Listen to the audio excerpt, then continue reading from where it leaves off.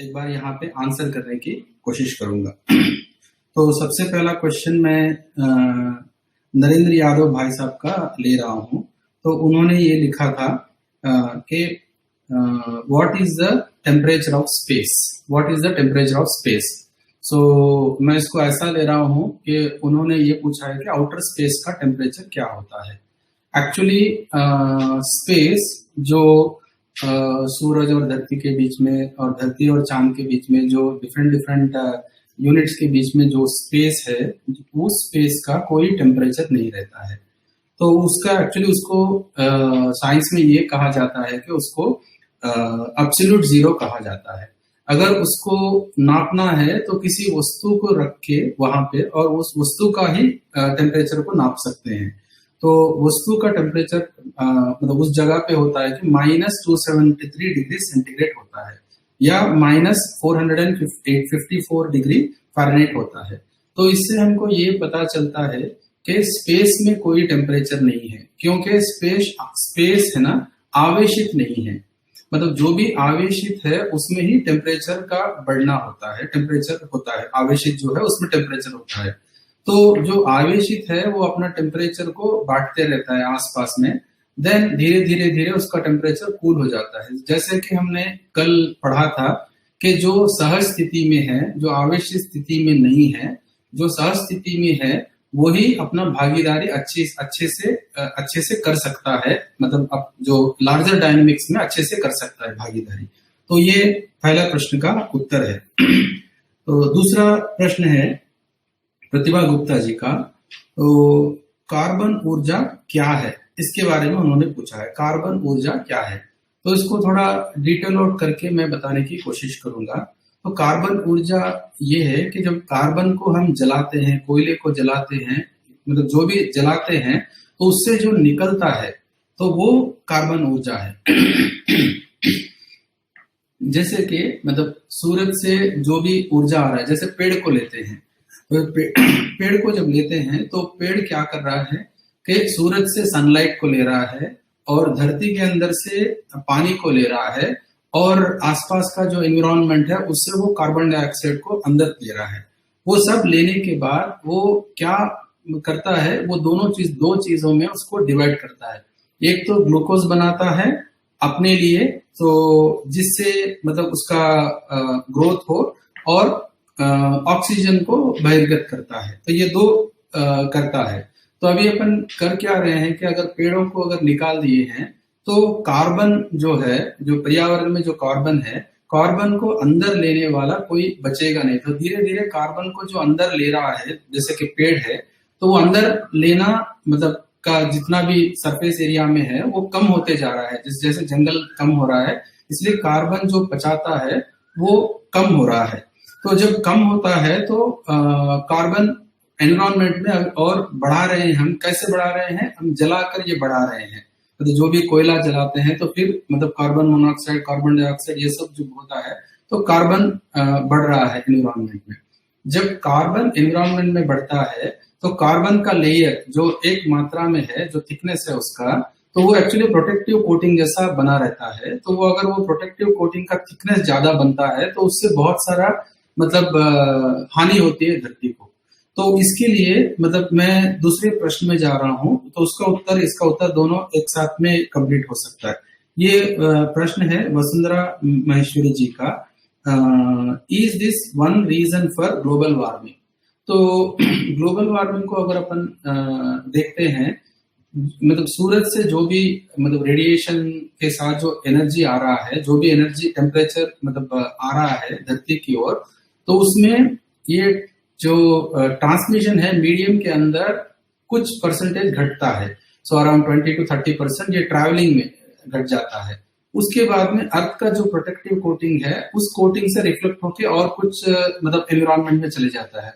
उसके बाद में धरती को टच करने के बाद रिफ्लेक्ट भी होता है कुछ एनर्जी, तो कुछ हीट रिफ्लेक्ट हो जाता है। तो जो हीट धरती को टच करके रिफ्लेक्ट हो रहा है, तो जो रिफ्लेक्टेड हीट है वो कार्बन का थिकनेस, मतलब अर्थ के अराउंड ये जो कार्बन लेयर का थिकनेस है वो ज्यादा होने की वजह से वो एस्केप नहीं हो रहा है, वो फिर अंदर ही है। तो इसी को बोलते हैं ग्रीन हाउस इफेक्ट। तो इससे क्या है कि धरती का जो मतलब एम्बिएंट टेम्परेचर जितना रहना चाहिए उससे ज्यादा बढ़ते जा रहा है। इसी के साथ हम अनकंफर्टेबल फील कर रहे हैं। तो जब आ रहा है तब उसका ऑब्स्ट्रक्शन कोई नहीं, वो थिकनेस जो भी है, और जब बाहर जा रहा है उसका ऑब्स्ट्रक्शन है। इसका कारण ये है कि जो सन से जो आ रहा है उस वेव का, उस एनर्जी का फ्रीक्वेंसी बहुत ज्यादा होता है। धरती को टच करने के बाद जो बाहर जा रहा है उसका फ्रीक्वेंसी कम होता है। तो इसीलिए कम फ्रीक्वेंसी वाला ये जो प्रोटेक्टिव लेयर है उससे टकराकर फिर धरती के वो जो लेयर के अंदर ही रहता है, इसके वजह से वो टेम्परेचर ज्यादा महसूस होता है। इसका और एक भी प्रॉब्लम है कि कल मैं मतलब वो लेसन पढ़ के जो बता रहा था, तो उसमें क्या है कि ये कोयला है ना, टेम्परेचर को ऑब्जर्व करके धीरे धीरे धीरे वो बहिर्गत करता है। तो अभी कोयले को भी निकाल रहे हैं तो ऑब्जर्व करने वाला भी नहीं है। जितना भी टेम्परेचर अर्थ ऑब्जर्व कर रहा है तो वो ऑब्जॉर्प्शन मटेरियल हम निकाल रहे हैं, तो इससे ऑब्जॉर्प्शन कैपेसिटी भी कम हो गया। तो इससे सरफेस टेम्परेचर ऑफ अर्थ ज्यादा से ज्यादा मतलब बढ़ रहा है। बढ़ने के बाद में बहुत सारे दुष्परिणाम हो रहे हैं इसके साथ। ओके, तो ये तीसरा क्वेश्चन का उत्तर है। और फाल्गुनी लोखिल जी, तो इन्होंने ये प्रश्न पूछा, ब्रह्मांडीय किरण और ब्रह्मांडीय ऊष्मा इन दोनों में डिफरेंस क्या है? तो ब्रह्मांडीय किरण, जब ब्रह्मांडीय ऊष्मा ये है कि किसी वस्तु को टच करने के बाद ही वो उसमें टेम्परेचर इंक्रीज होता है। ओके, तो किरण जो आता है आने के बाद स्पेस में एम्बिएंट टेम्परेचर कुछ नहीं रहता है, जैसा कि मैं पहले बताया, तो एब्सोल्यूट जीरो है। वो किसी वस्तु में ही टेम्परेचर होता है। इसका मतलब है कि जो आवेशित है तो वो सहज गति में आने के लिए वो कोशिश कर रहा है, वो उसका जो टेम्परेचर है वो आवंटन कर रहा है। तो जो उससे कम आवेशित है उसमें ये आवेश प्रवेश होता है, तो ये भी और उसका टेम्परेचर बढ़ाता है। तो दैट मीन्स ये रिकॉग्निशन एंड फुलफिलमेंट अपन छोटे से छोटा और बड़े से बड़े व्यवस्था में भी देख सकते हैं। जैसे कि एक एग्जांपल दे रहा हूं कि एग्जांपल है कि अपन एक वेसल में अगर तेल गरम करते हैं, नीचे आग लगा के तेल गरम करते हैं, तो तेल गरम हो जाता है। तो गरम तेल को हम आवेशित है या सहज स्थिति में है क्या कह सकते हैं? तो गरम तेल आवेशित है, तो आवेश को ठंडा होना चाहिए। तो उसमें अपन कुछ मतलब लाइक पूरी या पकोड़ा या कुछ समोसा कुछ भी डाल के उसमें तल रहे हैं ना, तो उससे क्या हो रहा है कि ये पूरी, आलू, समोसा, व्हाटएवर इट इज, तो वो उसको उस टेम्परेचर को ले रहा है। लेने के बाद इससे दोनों का फायदा हो रहा है। जैसा कि ये आटा मतलब पूरी में बदल रहा है, तो वो अपने लिए मतलब यूजफुल चीज है, और ये तेल सहज स्थिति में आ रहा है। तो एक है ना, ये एनर्जी को ट्रांसफर कर रहा है दूसरे में, तो उससे मानव अपने उपयोग के लिए बहुत सारे चीजों को मतलब उपयोग में ला सकता है, इसको जो भी आवेश है। तो मानव ही एक ऐसा कर सकता है। जैसे कि मैं कल बताया था, लाइक पहचानना, निर्वाह करना वस्तुओं में है, और मानव में जानना, मानना, पहचानना, निर्वाह करना, ये चार है। तो ये जानने के आधार पर ही अपन अपने लिए जो भी उपयोगी वस्तु है उसके लिए एनर्जी को यूज कर सकते हैं, ना कि ये जो प्रोटेक्टिव कवर है इसको बर्बाद करके हम कहीं भी नहीं पहुंचेंगे। अभी आजकल जो देख रहे हैं हम, इससे बहुत सारा जो भी नुकसान है वो हम देख ही रहे हैं।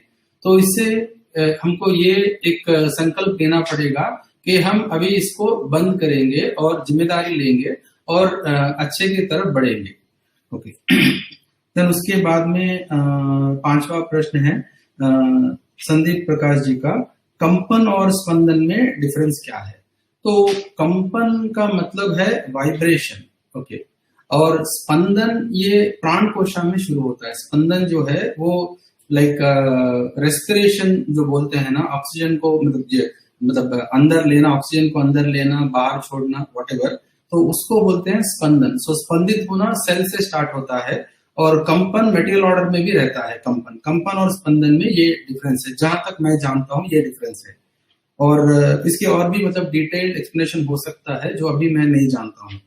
ओके, और फाल्गुनी लोखिल जी ये पूछा है कि अग्रिम रचना में स्पंदन बढ़ने के क्या क्या फैक्टर्स है अग्रिम रचना में?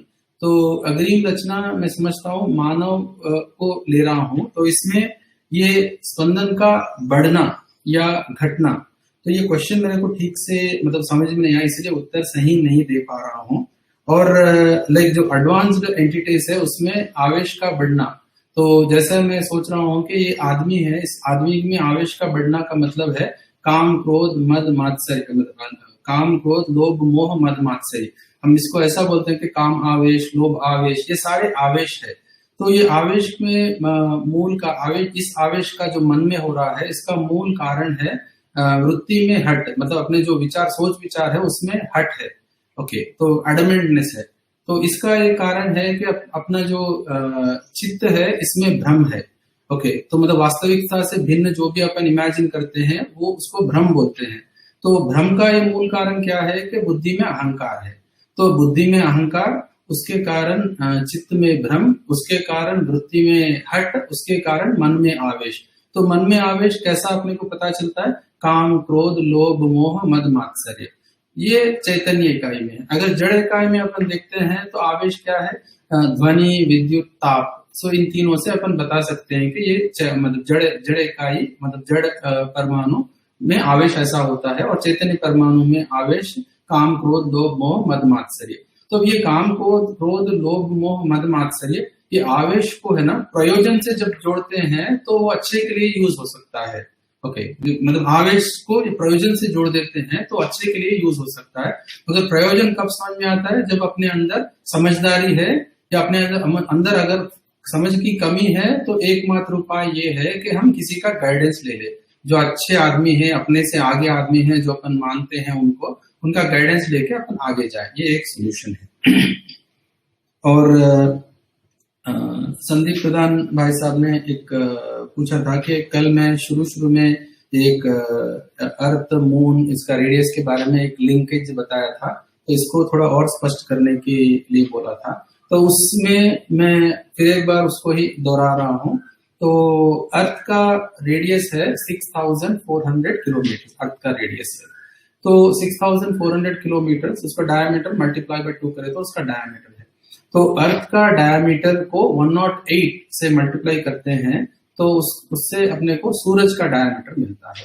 और सूरज का डायमीटर को 108 से मल्टीप्लाई करते हैं तो अर्थ और सूरज के बीच में जो डिस्टेंस है वो मिलता है। तो ये जो लगभग ये नंबर 108 इसमें फिट बैठता है। मतलब इसको याद करने के लिए डिस्टेंस और डायमीटर के बीच में जो रिलेशनशिप है, इसको याद करने के लिए अपने को इसको यूज कर सकते हैं। और उसके बाद में मून को देखते हैं तो मून का 3500 किलोमीटर उसका डायमीटर है, और उसको 108 टाइम्स मल्टीप्लाई करते हैं तो उससे हमको धरती और मून के बीच में जो डिस्टेंस है वो पता चलता है। और अपने ये एस्ट्रोनॉमी और एस्ट्रोलॉजी में ये 108 की विशेषताएं और भी बहुत हैं।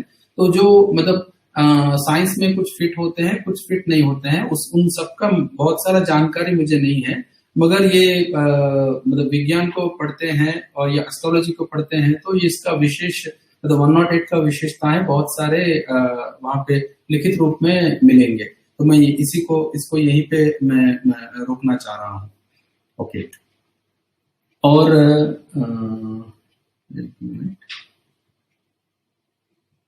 या तो ये प्रश्न थे अब तक के। तो मैं इसको मतलब जो भी अगर कमी है उत्तर में तो फिर बाद में अपन चर्चा कर सकते हैं। तो अब मैं नेक्स्ट लाइन बाय लाइन पढ़ना चाह रहा हूँ।